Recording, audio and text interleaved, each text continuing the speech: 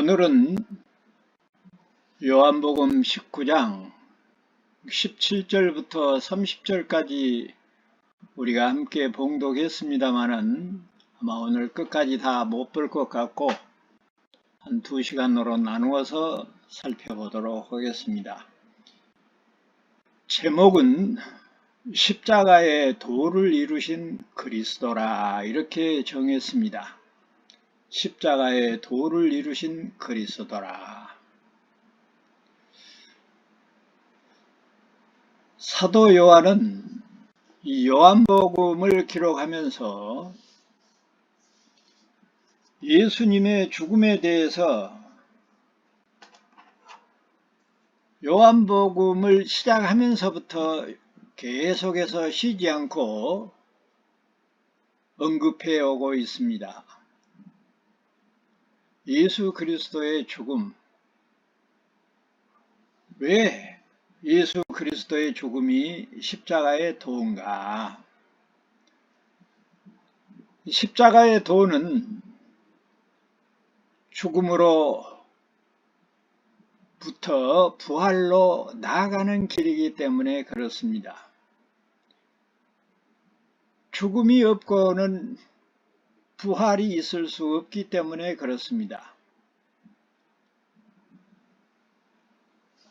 달리 표현하면은 십자가의 도는 이 세상을 떠나는 연습이요, 십자가의 도는 이 세상을 떠나는 준비입니다.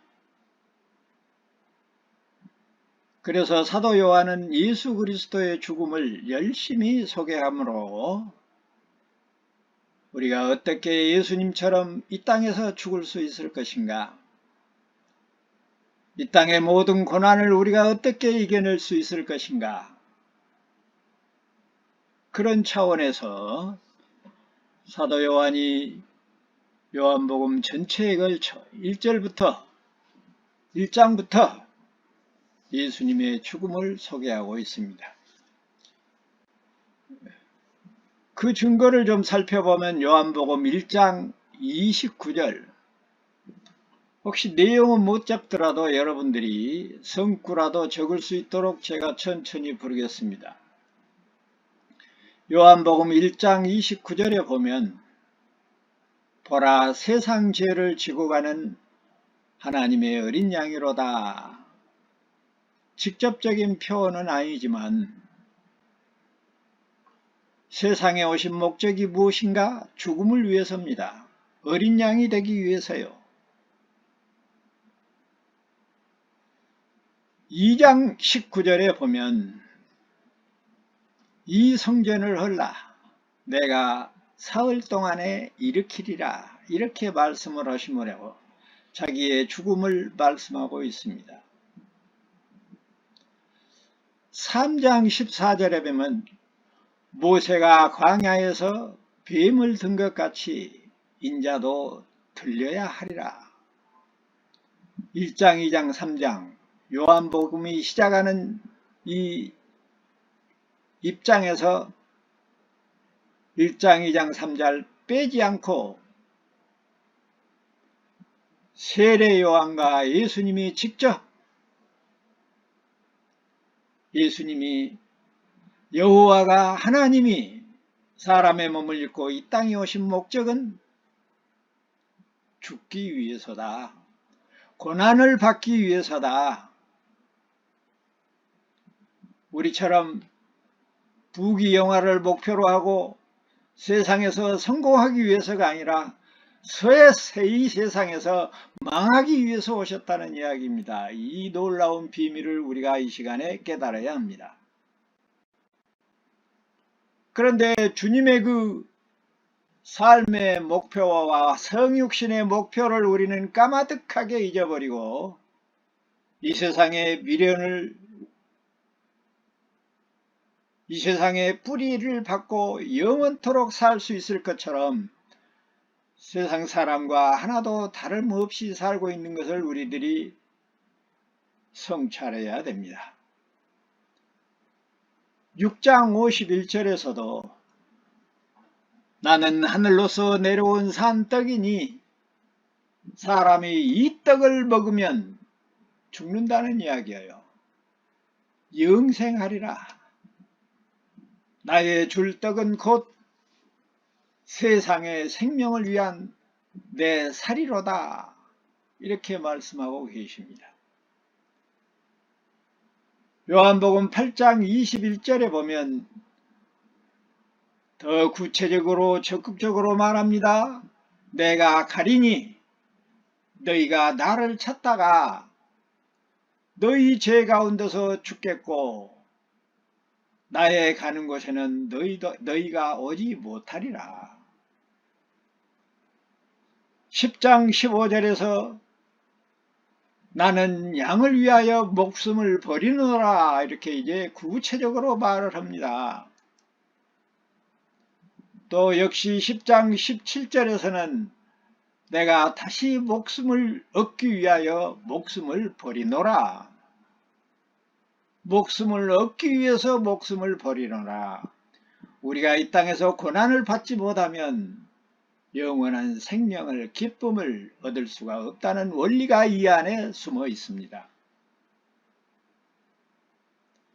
요한복음 12장 24절에 보면 한 알의 밀이 땅에 떨어져 죽지 아니하면 한 알 그대로 있고 죽으면 많은 열매를 맺느니라. 예수님은 우리의 삶을 대신 살러 오셨습니다. 그러므로 이 땅에서 우리의 고난은, 우리의 썩어짐은, 우리의 고통과 슬픔은 많은 열매를 얻기 위함이라는 것을 명심하시기 바랍니다. 우리에게 고통과 슬픔은 결코 고통과 슬픔으로 끝나지 않고 영원한 부활의 열매로 승리로 맺어진다는 사실을 여기서 잘 정리하시기를 바랍니다.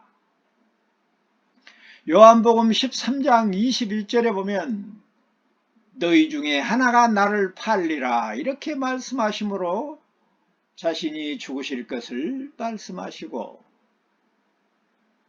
이 땅에서는 자신과 전혀 관계없는 죽음도 있다 하는 것을 말씀하고 있습니다.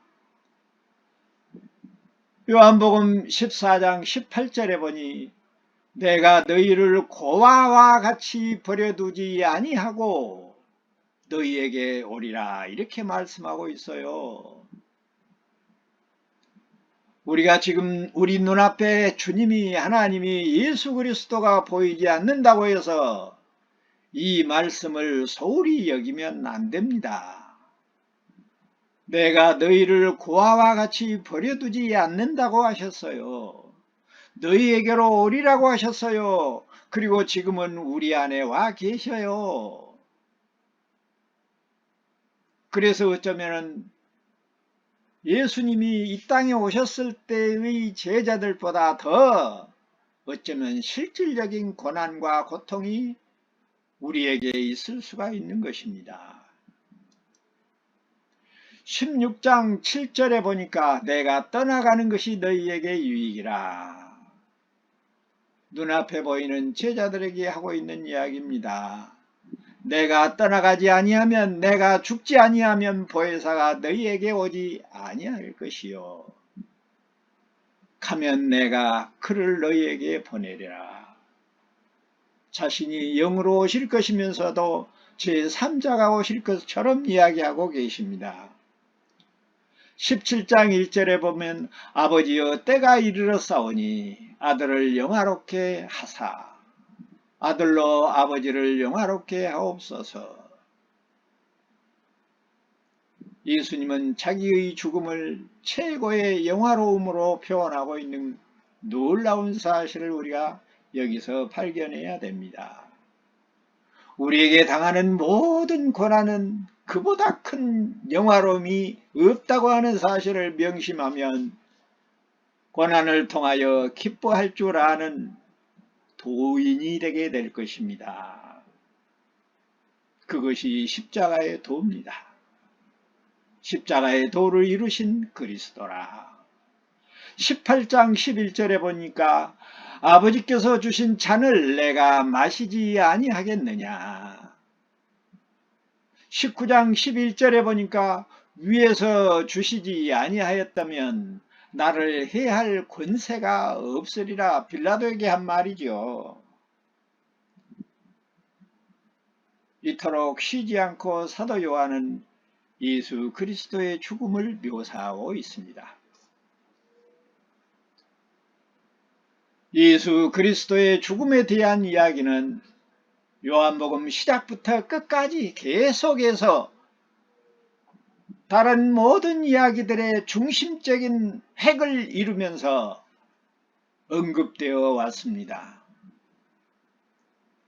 요한복음 1장에서부터 죽음에 대한 내용을 쑥 여러분에게 소개하고 있는 것은 오늘 본문과 무관하지를 않고 오늘 본문이 어떤 의미를 가지고 있는가를 밝히고 있는 것입니다.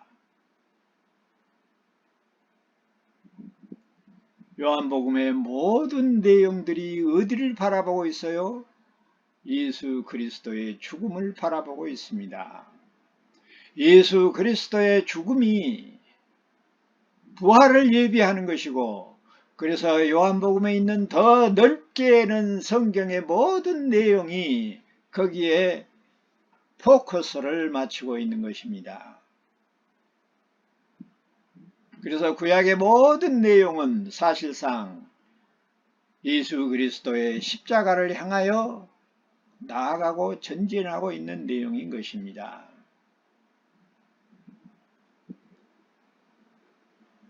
그러므로 사실상 오늘 우리의 본문은 예수 그리스도의 행적에 대한 최고의 정점인 십자가의 사건을 소개하고 있는 것입니다. 고린도전서 1장 18절에서 십자가의 도가 멸망하는 자들에게는 미련한 것이요 구원을 얻는 자들에게는 하나님의 능력이라 이렇게 말씀하고 있습니다. 우리가 세상에 고난을 받는 것은 그 고난을 결국은 이겨내므로 하나님의 능력이 드러나게 된다는 말과도 같습니다. 그래서 오늘 본문의 제목도 우리가 십자가의 도를 이루신 그리스도라 이렇게 정했습니다. 그래서 혹시 다른 제목을 붙인다면 사랑의 희생 제물이 되신 그리스도, 다 이루신 그리스도, 하나님의 어린 양이 되신 그리스도, 구약의 제사를 완성하신 그리스도, 사랑으로 헌신한 그리스도, 그 외에도 여러 가지 이름을 붙일 수 있을 정도로 오늘 본문의 내용이 성경의 핵심적인 내용이라고 하는 것이고 성경을 기록한 목표이기도 하고 그렇습니다. 예수 그리스도께서 나는 길이요 진리요 생명이라고 말씀하셨습니다. 길이요 십자가의 도요 십자가의 도가 바로 예수 그리스도이심을 공표하고 있습니다. 여기서 도는 길은 어떤 종교에서 말하는 것처럼 무상무념에서 찾는 것이 아니라 희생과 봉사와 그런 사랑을 말하며 죄와 죽음을 싫어하고 생명을 추구하는 그런 모습을 여기서 그리스도의 도라 이렇게 표현할 수가 있는 겁니다. 결코 그 세상이 원하는 것처럼 이 세상 사람들이 원하는 것처럼 부귀영화를 이루는 것이 아니라는 겁니다. 오늘 본문을 시작하면서부터 말씀을 드렸던 것처럼 그리스도의 도는 이 세상을 떠나는 연습이라 이 세상과 하직하는 연습이라. 이 세상의 미련을 버리는 연습이라는 것이요, 하나님의 나라로 나아가는 준비라고 하는 사실입니다. 사랑하는 광주 요나교회 성도 여러분, 이 세상에 사는 동안 우리의 목표가 무엇인지를 잘 설정해야 되는 이유가 거기에 있고, 그것을 위해서 우리가 얼마나 피땀 흘려서 열심히 해야 될 것인가를 우리가 알게 되는 것이나, 그것이 설정되지 못하면 썩어질 세상길에서, 썩어질 세상 것에 미쳐서 정신을 잃고 만다는 이야기입니다. 세상에는 많은 길이 있지요. 논뚝길부터 시작해서 오솔길, 시골길, 고속도로, 철도, 비행기가 다니는 항로도 있고, 배가 다니는 바닷길도 있죠. 그러나 여기서 오늘 우리가 이 시간에 고찰하고자 하는 도는 우리의 영혼이 가는 길을 이야기하고 있는 것입니다. 그것이 곧 십자가의 도입니다. 사람을 새롭게 출생시키고 성장시키는 하나님의 능력이 바로 십자가의 도입니다. 죽어야 삽니다. 죽는 것이 하나님의 능력입니다. 슬픔과 고통과 눈물과 괴로운 일은 죽음의 하나의 다른 모형입니다. 우리에게 고통을 주시고 슬픔을 주시고 고난을 주신 것은 곧 하나님의 능력이 역사하는 것입니다. 왜냐하면 곧바로 부활의 놀라운 승리의 역사가 기다리고 있기 때문입니다. 장성한 도에 이르기까지 수많은 연단과 수련이 그래서 필요합니다. 그것이 그리스도인의 삶이기도 합니다.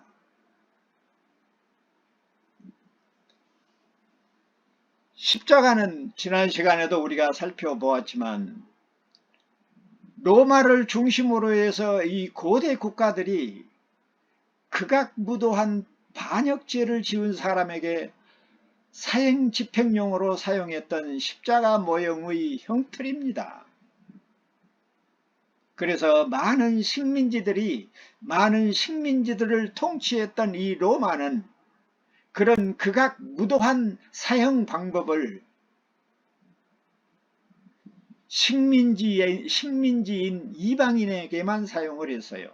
로마의 시민권을 가지고 있는 사람들에게는 십자가형을 면제했어요. 그만큼 자국민을 보호하고 자국민의 로마인이라고 하는 그 위상을 그렇게 살렸던 것입니다. 그토록 불명예스러운 저주의 상징인 십자가는 예수 그리스도가 지신 그 이후로 사랑의 상징으로 변했습니다.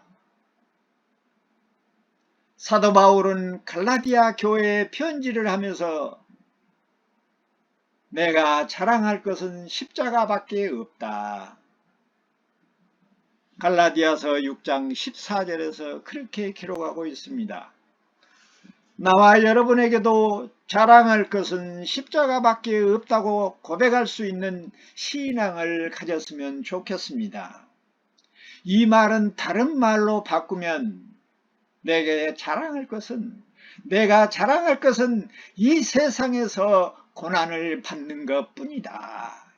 이 이야기와도 같은 이야기입니다. 이 말을 세상 사람들이 어떻게 이해하고 해석하겠습니까? 그래서 세상 사람들에게는, 하나님이 없는 사람들에게는 십자가의 도는 미련하게 보였던 것입니다. 십자가의 도, 말을 바꾸면 주님을 따르는 길, 그것은 역시 고난의 길이라는 것입니다. 여러분이 지금 고난을 겪고 있습니까? 주님이 가시는 길을 따라가고 있는 영광스러운 일입니다. 믿습니까?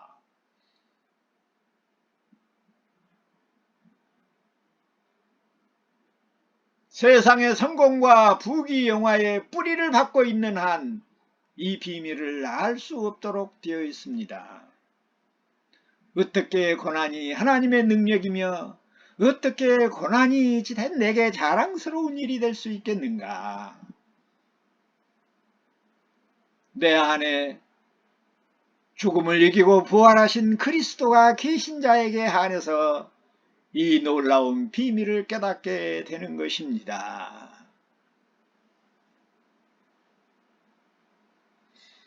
눈물 없이 못 가는 길, 피 없이 못 가는 길이 십자가의 길입니다.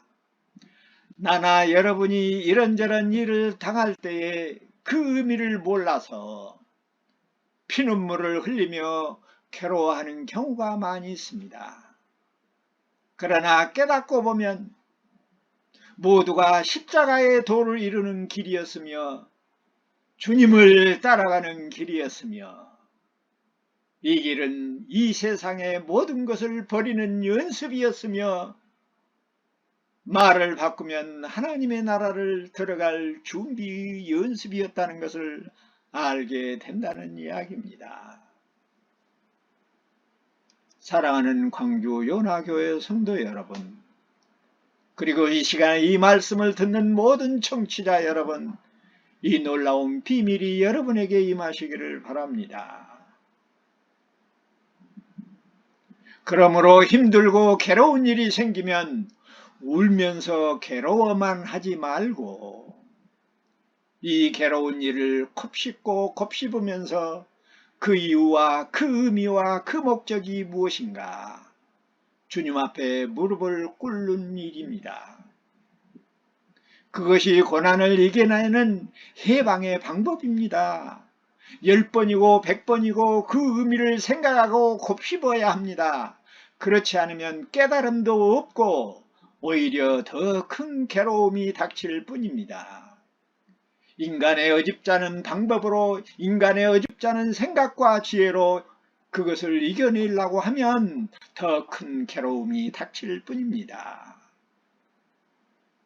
우리에게 다가오는 모든 괴로움, 죽음과 같은 것은 주님처럼 스스로 그 십자가에 매달리고 우리 자신을 성찰하는 것이 그 괴로움을 떨쳐버리고 이겨내는 승리의 길이라는 사실을 오늘 본문이 우리에게 보여주고 있습니다. 그러나 그 의미를 깨달아지고 그 목적을 알게 되면 모든 일들이 눈 녹듯 해결되고 사라집니다. 하나님이 반드시 그렇게 인도하십니다. 오늘 십자가의 도를 이야기하고 있는 것은 하나님이 그렇게 해 주시겠다는 약속을 지금 우리가 살펴보고 있는 것입니다. 그러니 이 놀라운 원칙과 원리를 우리가 깨닫게 되면 어떠한 외로움도 괴로움도 무릎만 꿇고 뜻을 기리며 기다리면 하나님께서 깨닫게 해주시고 깨닫기만 하면 모든 문제는 해결되기도 합니다. 내 스스로가 안되면 다른 사람이나 다른 피조물을 통해서도 반드시 이겨내는 방법을 하나님이 주신다는 사실입니다. 그래서 비록 피 없이 눈물 없이 못 가는 길이라도 그 길만이 영원한 생명의 길입니다. 세상에 걸었던 모든 소망이 허망하다는 것을 깨닫게 되고 참 평안과 생명은 오직 예수 그리스도 안에만 있다고 하는 사실을 깨닫게 되며 이 세상의 성공과 이 세상의 부귀영화는 아침의 이슬과 같은 것이고 전도자의 말처럼 헛되고 헛되니 모든 것이 헛되도다. 이 땅의 모든 고난 그것을 통해서 주님이 주신 비밀을 깨닫게 되는 것입니다. 우리가 우리 스스로 괴로움을 해결하지 못하는 가장 큰 원인은 썩어질 세상에서 미련을 끊지 못하고 있기 때문이라는 것입니다. 예수 그리스도를 알지 못하는 일보다 더 슬프고 괴로운 일이 없는데도 하나님을 의식하며 하나님을 따르고 하나님을 마음속에 품고 살지 못하는 것보다 더 큰 슬픔이 없는데도 그런 슬픔과 괴로움은 우리에게 사라진 지 오래고 썩어질 것을 잃게 되고 썩어질 것을 놓치게 될까봐 우리는 스스로 괴로움을 자청하고 있는 것입니다. 아무리 강력한 사탄이 역사해도 그것은 주님이 내게 내리신 복이요 하나님의 능력이요 승리의 준비라고 하는 사실입니다.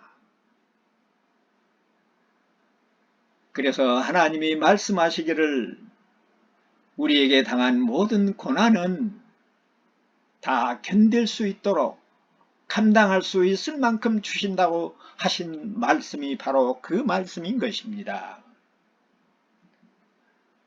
만약에 우리 안에 오뚜기 같은 그런 중심이 예수 그리스도로 성령으로 와 계시기만 하다면 서로 내 목숨이 이 시간에 없어진다 할지라도 내게는 그것이 복이요 영광이라고 하는 놀라운 사실을 깨달아야 합니다. 하나님은 그렇게 인도하신다는 사실입니다. 반다필입니다. 반드시 승리합니다. 예수 그리스도의 부활이 그것을 증명해주고 있는 것입니다. 주여 어찌하오리까? 주여 어찌하오리까? 이러한 물음은 나와 여러분에게만 물을 수 있는 질문입니다. 세상 사람들이 자기의 고통을 가지고 주여 어찌하오리까 하고 묻지를 않습니다. 자기의 괴로움을 문제를 가지고 사람을 동원하고 백을 동원하고 돈을 동원해서 그 문제를 해결하려고 하지 하나님 앞에 무릎을 꿇는 법은 없습니다. 그러나 나와 여러분은 내 목숨이 금방 몇 분 안에 사라진다 할지라도 주여 어찌하오리까? 예수님이 가르쳐 줬습니다. 내 뜻대로 마옵시고 아버지의 뜻대로 하옵소서. 주여 내게 지혜와 총명을 주시옵소서. 이 시험의 의미를 깨닫게 하옵소서. 우리가 할 수 있는 권리입니다. 하나님이 그 권리를 우리에게 주셨어요. 그것이 우리가 요청할 수 있는 희망이요 소망입니다. 거기에 최후의 승리가 있고 그 길이 자유와 평안으로 인도하는 길입니다. 17절에 보니까 저희가 예수를 맡음에 예수께서 자기의 십자가를 지고 해골이라는 곳으로 나아오니 18절에 보니까 저희가 거기서 예수를 십자가에 못 박을새 다른 두 사람도 그와 함께 좌우편에 못 박으니 예수는 가운데에 있더라. 십자가에 못 박아 죽이도록 빌라도의 선고가 떨어지자마자 로마 병정들은 예수님을 해골이라고 하는 이름을 가진 골고다, 히브리어로 골고다, 라틴어로 갈보리라는 것입니다. 우리는 갈보리 예수님이 십자가에 못 박혀 돌아가신 그 동산이 라틴어로 갈보리입니다. 헬라어로 크라니온, 히브리어로 골고다, 갈보리, 아크라니온이라고 하는 이 작은 산으로 끌고 가서 좌우 양편에 행악한 자들과 함께 십자가의 형틀에 못을 박았습니다.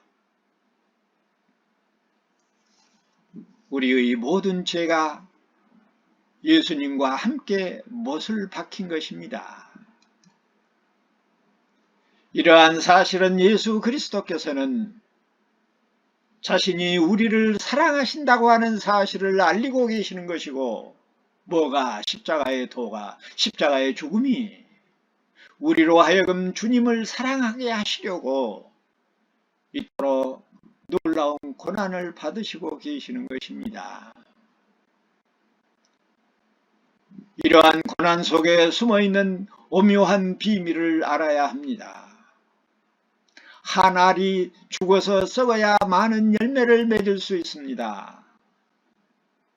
그뿐만 아니라 밤이 없으면 낮이 없고, 땅이 없으면 하늘도 없고, 슬픔이 없으면 기쁨도 없습니다. 이별이 없으면 만남도 없는 것입니다.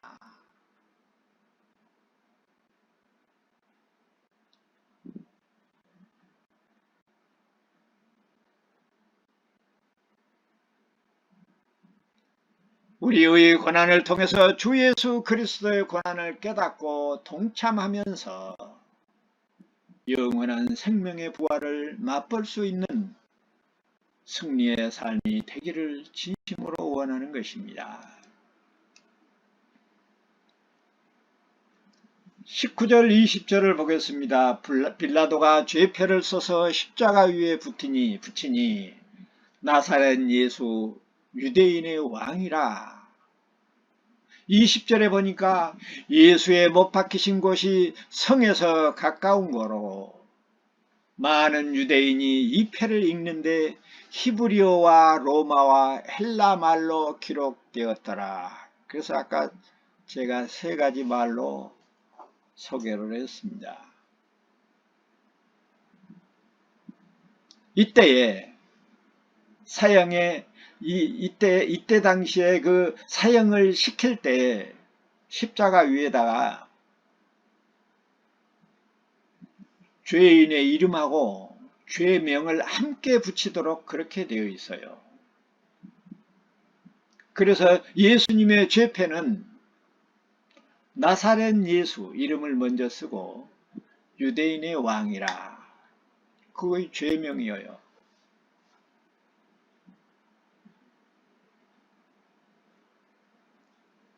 이 죄표는 상당히 의미가 심장합니다. 빌라도가 자신의 신변을 보호할 목적으로 예수 그리스도의 죄는 로마하고는 아무런 관계가 없다, 그런 뉘앙스가 들어있어요. 그리고 유대인들에게는 거절하기는 했지만 그 사실을 어느 정도 수용할 수밖에 없었던 것은 빌라도의 강력한 시도일 뿐만 아니라 예수님을 조롱하고자 하는 그런 뜻으로 받아들이고 맙니다. 그러나 하나님은 그들의 그 어리석은 생각들을 이용해서 참으로 진정한 명패를 붙이신 것입니다.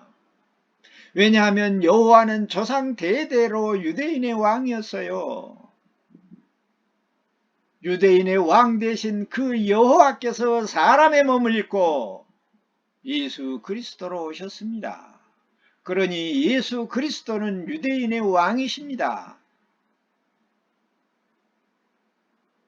다만 유대인들만 그 사실을 모르고 있었을 뿐입니다.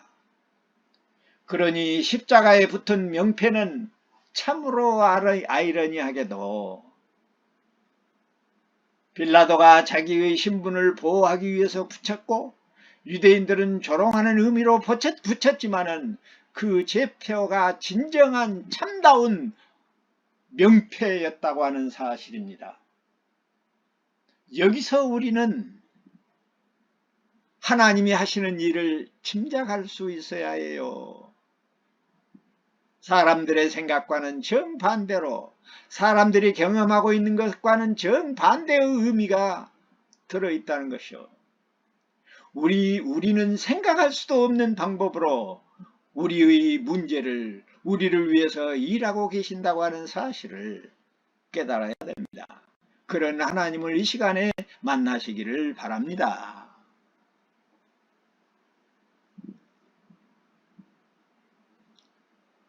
하나님이 하시는 일은 우리가 생각하는 것처럼 그렇지를 않습니다. 우리는 말할 때도 말하는 법칙이 있고 글을 쓸 때도 글 쓰는 법칙이 있지만 하나님에게는 그런 것이 없습니다. 그런 것을 초월해서 일하십니다. 사람의 생각을 뛰어넘고 사람의 법을 뛰어넘어서 일하시는 하나님이신 것을, 그 하나님을 이 시간에 우리가 만나야 돼요.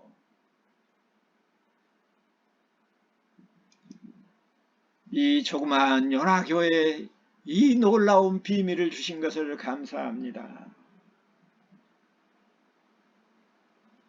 21절과 22절을 봅시다. 유대인들의 대제사장들이 빌라도에게 이르지요. 유대인의 왕이라 하지 말고 차칭 유대인의 왕이라고 쓰시오. 빌라도가 뭐라고 거절해요? 내가 쓸 것을 썼다. 물론 유대인들은 유대인의 왕이라는 제명이 아무리 거짓이라 해도 거슬렸겠지요. 그래서 자칭 유대인의 왕이라고 건의를 했지만 빌라도는 자기의 것을 썼다고, 자기가 쓸 것을 썼다고 말하므로 유대인들의 의견을 무시했어요. 그리고 하나님이 의도하는 대로 쓸 수밖에 없었다는 사실입니다. 사람들의 비웃음을, 사람들의 고난을 하나님의 영광으로 돌리고 있는 모습을 보십시오.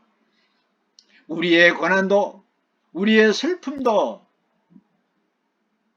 우리가 생각할 수 없는 반대 방향으로 영광스럽게 바꾸실 것을 믿으시기를 바랍니다. 하나님은 빌라도의 생각과 빌라도의 마음을 그렇게 간섭하고 이용하셨던 것입니다. 지금도 하나님은 나와 여러분의 생각을, 나와 여러분의 마음을, 나와 여러분의 삶을 인도하시고 보호하신다고 하는, 간섭하신다는 사실을 그냥 이론으로만 듣지 마시고 실제로 실천하심을 아셔야 됩니다. 23절, 24절 보고 마칩시다. 23절에 보니까 군병들이 예수를 십자가에 못 박고 그의 옷을 취하여 네 깃에 나누어 각각 한 깃을 얻고 속옷도 취하니 이 속옷은 호지 아니하고 위에서 통으로 짠 것이라. 24절에 군병들이 서로 말하되 이것을 찢지 말고 누가 얻나 제비 뽑아.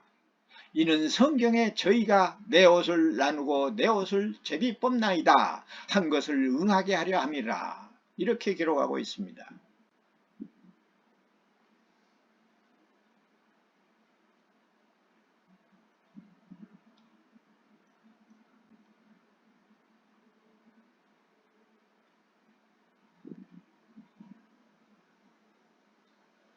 군병들이 예수님을 못 받고 그의 옷을 취하여 나누고 속옷까지 벗겨서 누가 얻나 제비를 뽑았습니다. 시편 22편 18편에서 내 겉옷을 나누며 속옷을 제비 뽑나이다. 다윗을 통해서 예언했던 내용이 오늘 본문에 소개되고 있는 것입니다. 시편 22편 1절부터 내 하나님이여, 내 하나님이여, 어찌하여 나를 버리시나이까? 어찌하여 나를 멀리하여 돕지 아니하시며 내 신음하는 소리를 듣지 아니하시나이까. 나는 벌레요 사람이 아니니 사람의 회방거리요 백성의 조롱거리이니이다. 나를 보는 자는 다 비웃으며 입술을 삐죽이고 머리를 흔들며 말하되 저가 여호와께 의탁하니 구원하실걸? 저를 기뻐하시니 건지실걸? 하나이다. 나는 물같이 쏟아졌으며 내 모든 뼈는 어그러졌으며 내 마음은 촛밀 같아서 내 속에서 녹았으며 내 힘이 말라 질그릇 조각 같고 내 혀가 이틀에 붙었나이다. 주께서 또 나를 사망의 진토에 두셨나이다. 개들이 나를 헤워쌌으며 악한 무리가 나를 둘러 내 수족을 찔렀나이다. 내가 내 모든 뼈를 셀 수 있나이다. 저희가 나를 주목하여 보고 내 겉옷을 나누며 속옷을 제비 뽑나이다. 시편에 이렇게 다윗을 통해서 예수님이 십자가에 못 박혀 죽으시고 군병들이 옷을 벗겨 제비 뽑는 것까지 예언하고 있어요. 그 일이 지금 오늘 본문에서 성취되고 있는 것입니다. 예수 그리스도는 우리 대신 고난을 받으신 것이기 때문에 우리의 고난은 그 누구보다도 더 잘 아시는 분입니다. 지금 여러분이 당하고 있는 말 못하는 고난도 주님은 다 알고 계셔요. 그럼에도 보고만 있는 것처럼 계시지만은 더 큰 기쁨을 주시기 위하여, 연단하기 위하여 주시고 베풀어 주시고 인내하고 보고 계신 것을 우리들이 깨달아야 합니다. 끝까지 참고 감사함으로 견뎌야 합니다. 이 세상에서 성도의 삶이라고 하는 것은 반복해서 말씀드리지만 하나님 나라에 들어가는 연습이요 준비입니다. 우리에게 고난이 없으면 기쁘고 즐거운 일만 경험한다면 우리는 이 세상의 삶에 만족하고 하나님 나라와는 거리가 멀어집니다. 우리가 육체적 죽음을 맞을 때 슬프고 괴로워하는 이유가 그러한 세상에 미련이 있어서 떠나기 싫어서인 것입니다. 그러나 이 세상의 삶의 목적과 비밀을 진정으로 아는 사람은 하나님의 진정한 품으로 돌아감을 알고 감사와 기쁨과 찬양으로 죽음을 맞이할 수 있게 된다는 이야기입니다. 그 은혜가 임하기를 바랍니다. 그러므로 우리의 고난은 예수 그리스도의 고난 같은 것이어서 세상을 버리는 연습이요 부활의 날을 준비하는 것입니다. 이 놀라운 부활의 은혜가 나와 여러분에게 임해 있습니다.